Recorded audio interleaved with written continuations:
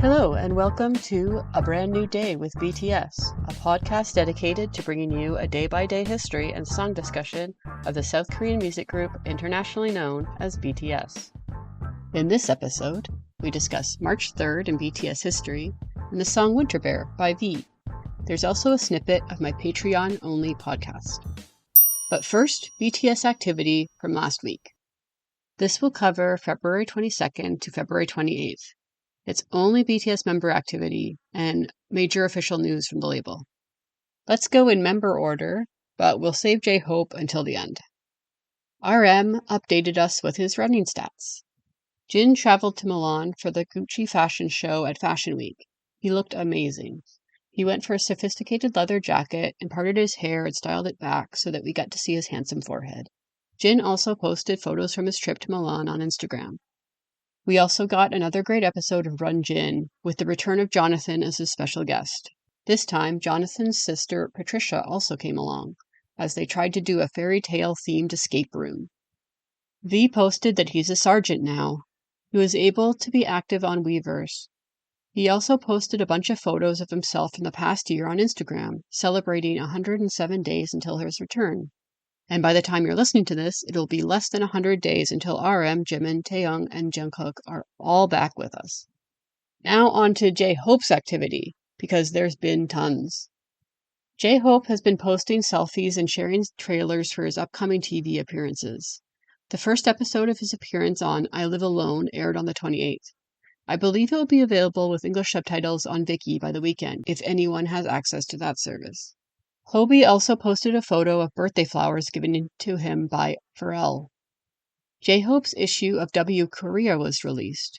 You can read the article online and see all the very gorgeous photos they took of him. My favorite is the outfit with the wide-brimmed hat and the rapier. Hobie also posted additional photos from behind the scenes on his Instagram. It was also announced that J-Hope is going to be releasing a song called Sweet Dreams featuring McGill on March 7th. But we're very lucky people because we get a live preview of it at Hobie's concerts, starting with the Seoul concerts. Hobie, of course, spent a lot of the week posting selfies and sharing the promotional posters and announcements for his tour. It kicked off on Friday in Seoul. The first 3 Seoul concerts are also being live streamed on Weverse. I won't give any spoilers for those who might be waiting for their own concert or they haven't been able to watch the stream yet and are waiting for the replays. But I'm sure it's not a spoiler to say that Hobie absolutely killed it. He's an amazing performer that blows me away every time. I also don't think it's a spoiler to mention that post-military Hobie is looking very fine. After the concert, J-Hope posted a very happy letter on Weverse about how much fun it was and how much he's looking forward to the tour. And for anyone who is going to the concert, there's a lot of singing along, so make sure you study up and bring a throat lozenge for afterwards. I think if I wasn't worried about waking up my neighbors in the middle of the night, I'd already have lost my voice. And that brings us to the end of my news week. Definitely after Hobie's concert, I'm feeling more like we're slowly getting back to normal times, especially with us now less than 100 days until 86% of BTS are back, and Sugar will only be about 10 days more after that. This day in BTS history, March 3rd. March 3rd, 2013. RM is active on Twitter. He uploads the song Freestyle 2 to the BTS blog. It's a rap about music healing him, sharing his emotions with others, repaying them, and healing and bringing comfort through music being his job now. March 3rd, 2014. It's Jungkook's first day of high school. The members all attend his welcome ceremony. A little known or forgotten fact about JK here. JK was originally supposed to enter high school in 2013, but delayed for a year in order to focus on BTS's debut in the first 6 months in the industry. The boys are active on Twitter, posting about the entrance ceremony. RM also recommended the song Schoolboy Q by Gangsta. If you want to watch JK's high school entrance ceremony, there's a BangPoD episode for it. You can find the subtitled version on BangPoD Sub's YouTube channel. It's called Jungkook Went to High School with BTS. Some of the same footage also shows up in the documentary series BTS Monuments Beyond the Star Episode 1.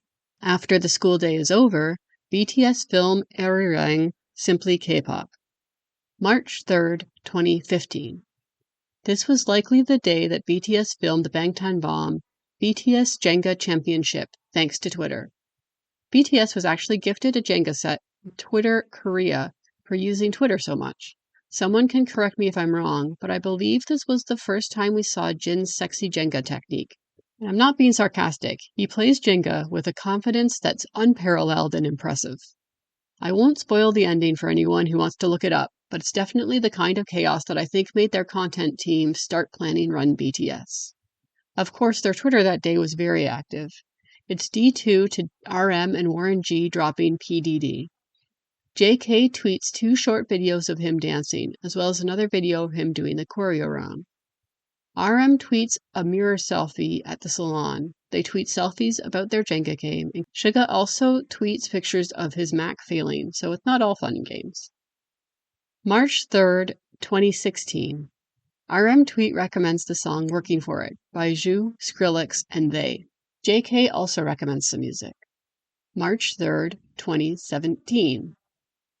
BTS were only 2 days away from leaving for the Wings tour, so they were no doubt very busy preparing. The only thing I know for sure happened on this day was that Bangtan TV posted the Spring Day dance practice. March 3rd, 2018. It's the day after Hobie released Hope World. Hobie tweets a photo of Jimin taking a photo of him at the Daydream music video filming. B also tweets photos of himself and Jungkook on a roof. I don't know exactly what days it happened, but it may have been around this time. In early March, likely before Yoongi's birthday, the members all went on a private 3-day trip together. This was so that they could have some time together to talk and start healing from the rough start to the year. They've only told us a few anecdotes from this trip, but the most famous one was that they had a late-night barbecue in the dark, and it was too dark to see that they hadn't cooked the meat well enough, and they ended up giving themselves mild food poisoning. They talked from 6 p.m. until dawn on that trip. March 3rd, 2019. The only thing I know for certain is that V tweets a short video of Yeontan, but they're likely busy getting ready for the Map of the Soul Persona comeback. March 3rd, 2020. BTS perform on M Countdown. RM and Hobie both tweet selfies. Jungkook, Suga, and Jin do a V-Live. This is the infamous introverted V-Live. It's a quiet one for sure, but in fairness to my fellow introverts, BTS is having a hard time suddenly adjusting to not having an audience. That's what they talked about in the V-Live, how awkward performing without an audience is. They joke around a little and encourage everyone to stay healthy. Jin ends the day by posting a selfie from when he went fishing in LA, and he thanks ARMY for the number 1. March 3rd, 2021. The second year of the pandemic. It gets a little harder for me to know what they're doing, but this might have been around the time they were filming the ads for Koei. It's also the day that RM's vlog was released. March 3rd, 2022.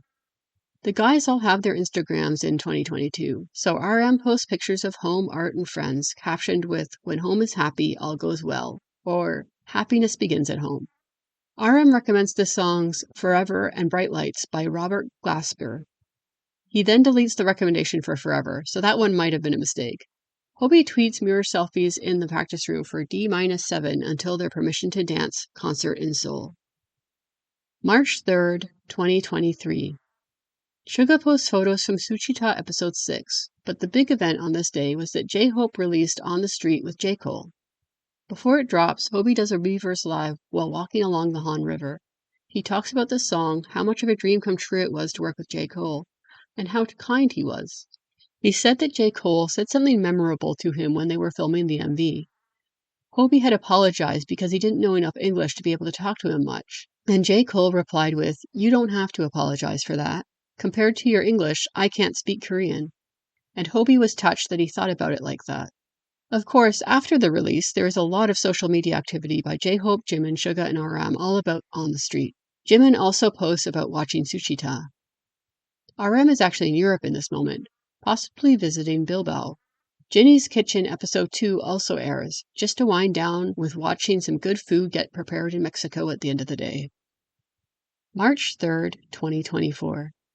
Everyone is enlisted, but it's a lucky day in that we hear from some of them. RM and Jimin are active on Weverse. RM is 73 kilograms now and is reading Das Gewicht der Rote and recommends it. Jimin posts that he misses ARMY and posts his gratitude to ARMY who are writing them letters.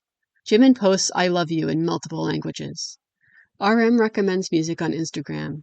Hobie is also active on Weverse, and V shares his Simvest ad with Jackie Chan. And that brings us to this year. It's interesting to think that just 2 years ago is when Hobie's Goodbye for Now song was released, and this year he's just starting his world tour. Time really does fly, but possibly only when we're looking back at it. I do remember feeling some long days in there at the time. Soon we'll have them all back together again, and this enlistment time will start becoming a distant memory. Song discussion, Winter Bear. Winter Bear by V was released on August 9th, 2019. Perhaps not coincidentally on the 1,000-day anniversary of V coining the phrase, I purple you. Over the years, BTS has gifted us many songs that don't have homes on any BTS albums. Some of them were released as official singles, others were collabs that appear on other artists' albums instead, and some of the most precious songs were gifted for free on SoundCloud. Winter Bear was originally released on SoundCloud with a music video on YouTube. After the announcement in 2022 that they'd start officially releasing their solo albums and promoting them instead of releasing them for free on SoundCloud, many of their previous SoundCloud releases were also released on streaming. So you can now find Winter Bear on all streaming platforms under V's solo artist profile. Although the song was written and released in 2019, V filmed some of the footage used in Winter Bear during their tour stop in Texas in 2018. He started working on Winter Bear the song in February 2019. When they flew to London in May 2019 to perform at Wembley Stadium, V took the opportunity to film more scenes for the Winter Bear music video. He woke up at 4 a.m. one day to film, so that he could more easily film without bystanders. V played the song for some members during the tour, at least for J-Hope and Jimin. Then, during the filming of Run BTS Episode 85, Summer Outing, when the boys were randomly assigned to give gifts, Jimin had to get a gift for V, so he got him 2 brown bear figurines in reference to the song. On July 25, 2019, while they were filming the 2019 summer package in Korea, V chose one of the beautiful locations they were using to use the brown bear figurines in the cover art for the song. You can see this in the Bangtan bomb called Winter Bear Cover Shooting Behind on Bangtan TV or Bangtan Subs if you need translations. Like many early SoundCloud songs, there are no performances of Winter Bear, but you can watch Jimin and JK cover it in a karaoke booth in the BTS Map of the Song video on YouTube, released during Festa 2020, and Jimin has sung along to it on V-Lives. Also, the Thai singer Jeff Satter has covered it on his YouTube channel, which I only discovered while researching for this episode. Winter Bear was written by V, RM, Adora, and Hiss Noise. As a young songwriter, V will often write songs that are only one verse, a pre-chorus and a chorus, and then a fade-out into instrumentation.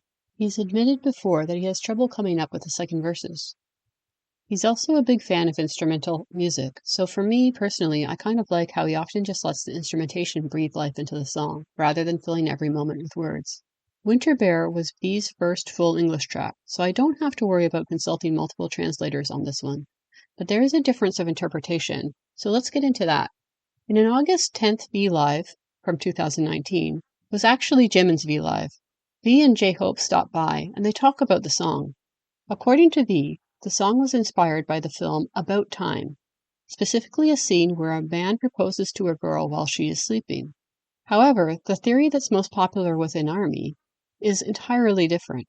Most ARMY believe that the song is about V's late grandmother, who was a third parent to him and unexpectedly passed away in September 2016. Many ARMY believe the song to be about longing for her and imagining her death as an eternal slumber of a hibernating bear. This is the theory that you'll find on Genius if you look up the lyrics. I think that theory is very beautiful, and I definitely believe that someone who is experiencing grief could use this song as a source of comfort. Sticking with what V has said about the song, though, I have to admit that there's absolutely no evidence for this theory besides the fact that it hasn't been outright denied. In the Winter Bear cover Shooting Behind, V once again references that he was overwhelmed with emotions after watching a film in London while on tour the previous year, and decided to write an analogy using bears. Now, the film could have made him think of his late grandmother. The movie About Time is a romantic sci-fi film from 2013 starring Donald Gleason, Rachel McAdams, and Bill Nighy. It's about a man with an ability to time travel, trying to improve his future by changing his past. However, while the film does center around the lead actor trying to improve his love life, the topic soon changes when he discovers his father is dying of cancer. Then the film becomes about how best to enjoy the time that you have with the people when there are some things that even special time travel powers can't change. So I could certainly imagine that a movie about the death of a parent could remind Taeyong of his late grandmother, who raised him for the first 14 years of his life, when his parents were often away working. Also, a few months before Taeyong would have seen this movie, his grandfather had also died in the summer of 2018. I don't know if that was the same grandfather that he lived with while growing up, but certainly, as much as the army theory is unsubstantiated by anything Taeyong has ever said, I don't think that it's completely unfounded either. The song is about longing for someone. The opening of "She looks like a blue parrot" does indicate that this person is someone who is rarely found. And wherever this person is, they aren't with V, and they are sleeping. And despite V's longing for them, he wants them to sleep happily and have a good night, sleeping like a winter bear. My personal favorite lines are the pre-chorus, which are, "Imagine your face, say hello to me, then all the bad days, they're nothing to me, with you." I just love the sentiment of that this person can be with V only in his imagination, and yet his love for them is still strong enough that just imagining them saying hello to him turns bad days into nothing. Like a lot of these songs, Winter Bear is like a comforting lullaby. Jimin actually did immediately use it as a lullaby when V first sent it to him. As usual, if you have any thoughts about the song or thoughts about the movie About Time, let me know. A little new segment this week. I started a Patreon-only podcast called the BangPoD, or the BangPoD, depending on how you want to say it. I have the goal of releasing one episode every month. The format is less formal, and it gives me a chance to workshop some future ideas for this podcast. What follows is a little snippet from episode 1. So one of my ideas for the BangPod was that I would be able to talk about things that I'm not really comfortable talking about in a public space. It would be more for topics that I would normally just talk to my friends in person about. Now, mind you, I'm not saying that the BangPod is going to be just all controversy or, sensitive topics that actually shouldn't be talked about. So one of the options for like what I could do with the BangPod would be to pick a particular historical event, BTS event, and talk about it more in depth. The second idea for a topic for the BangPod is talking about 2018, early 2018.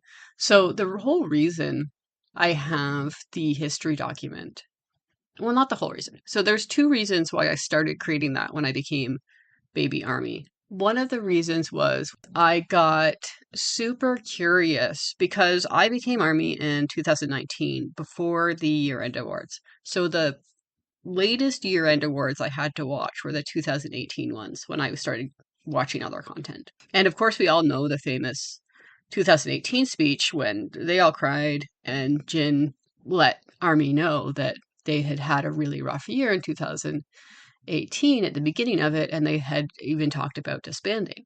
And I was like, whoa, I think everybody at the time when that happened, I was in Army when that happened actually, but I think everybody at the time was like, whoa, we didn't see that coming. Maybe some people did.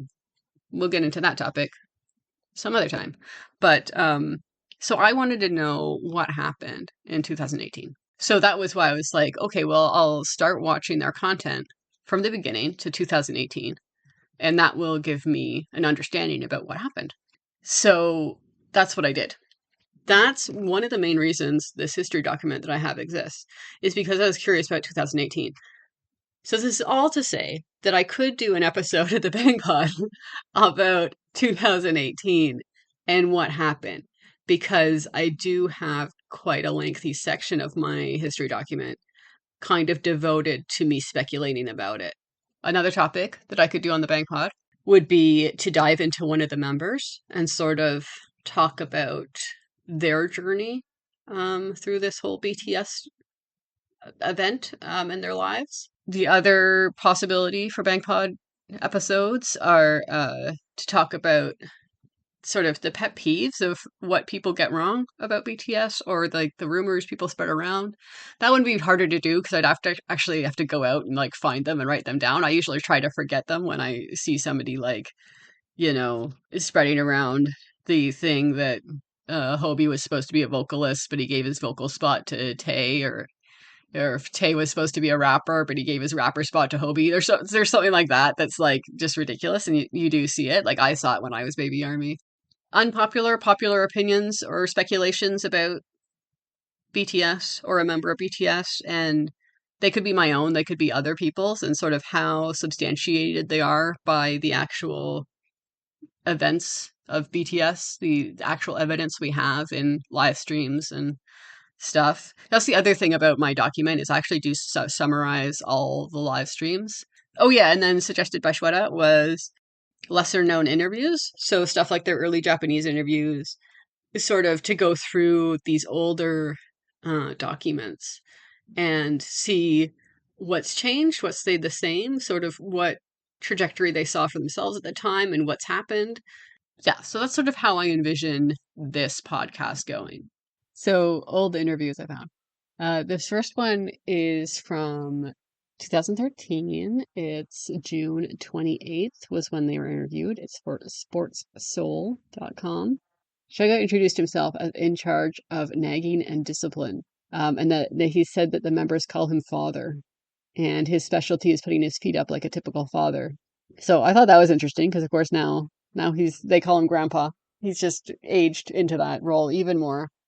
It also makes me think, though, of just in terms of him and being in charge of nagging and discipline, it makes me think of the interview that he had with Tay on Suchita, where Tay said that him and Suga up until Hawaii, even 2017, Tay felt really awkward around Suga, and Suga supposed it was because he was kind of up until Jin joined, he was the oldest in the group and kind of more strict than Jin was. And the thing is that I think a lot of people don't realize is that Jin joined at the same time as Jungkook, so just in the spring of 2011. But he didn't move into the dorm until over a year later. So Tay moved into the dorm in the fall of 2011. So he was in the dorm.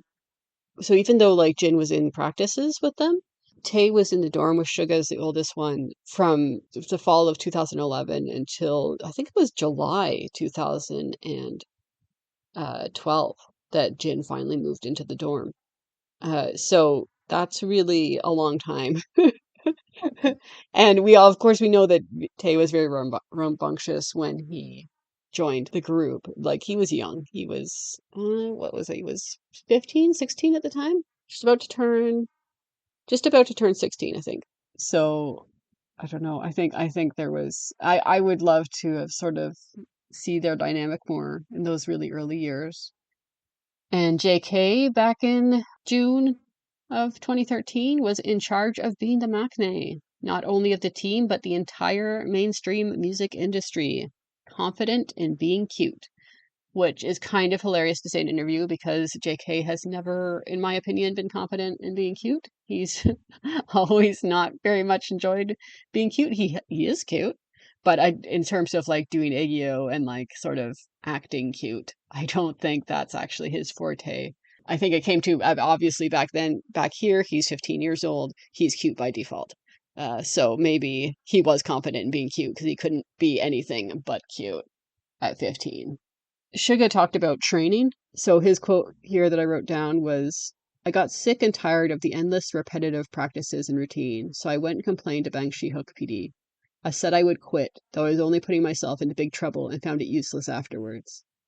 During that time, I resented BangPoD PD because I thought he had selected us only to neglect us afterwards. But after debut, I've realized that wasn't the case and that he was only giving us sufficient time to freely work on our music. So I thought that quote was really interesting. I don't know if you guys remember the interview Bang PD did. I think it was around 2017. Oh, I could be wrong.